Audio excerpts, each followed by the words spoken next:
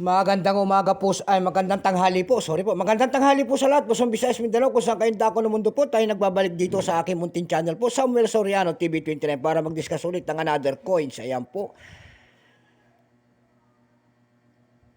Magandang tanghali po sa ating mga, ano dyan, mga kolektor, kung saan kayong dako ng mundo po. Keep safe po sa lahat and God bless. Maraming salamat din po sa aking mga subscriber po, kung saan kayong dako ng mundo po. Thank you sa lahat. Ayan po, maraming salamat din sa aking mga subscriber. Yun naman, hindi po nakapag-subscribe dito sa aking YouTube channel. Gusto nyo ang ganito mga topic po about coins. Ayan, sinisiling natin kung magkano na ang kanilang mga halaga. Ayan po. Magandang tanghali po naman sa nanonood doon sa aking FB page. Ayan, thank you so much din po. Ayan. Ayan, yun namang hindi pa nakapag-subscribe at gusto nyo ang ganito mga topic po about coins, siniselling natin ang kanilang mga halaga dito sa aking YouTube channel po. Ayan, baka pwedeng humingi po na sa inyo ng pabor.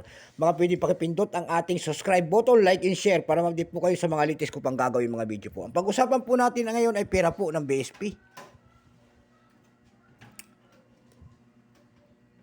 Pera po ng BSP. Nakikita nyo po ang imahe ng isang lalaki. Ayan po, nakaharap po sa kanang bahagi po. Siya po ay si Jose Rizal, and then 1 peso po. Republika ng Pilipinas. Ayan po. And then year 2003. Pagkataliko doon natin, makikita ho naman natin ang isang imahe ng year 1993. And then Bangko Sentral ng Pilipinas. And then Catwheel po. Diyan po bumabase ang ating mga kolektor kung anong diyan o reverse. Ito po ay magnetic. Ayan.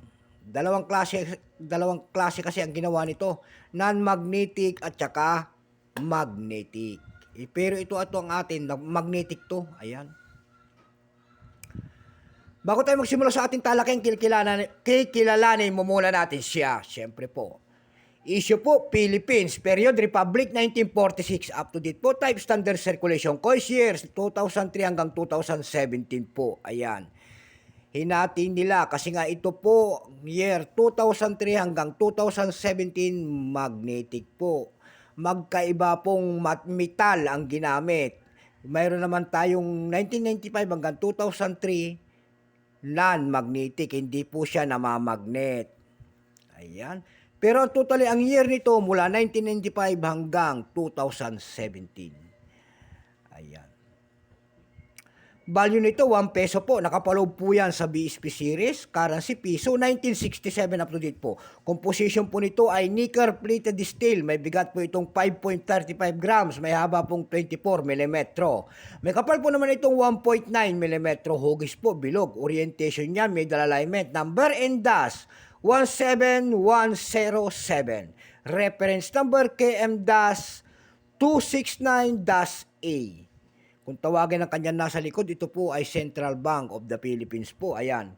Ito pong year 2003 nito, kung tawagin ng ating mga kolektor, ito po ay normal letters, frosted magnetic. Ayan. Ito po ay 0.8% lamang, kaya mahirap maghagilap din. Ayan, kung sino mayroon dyan, mag-comment po. Ayan.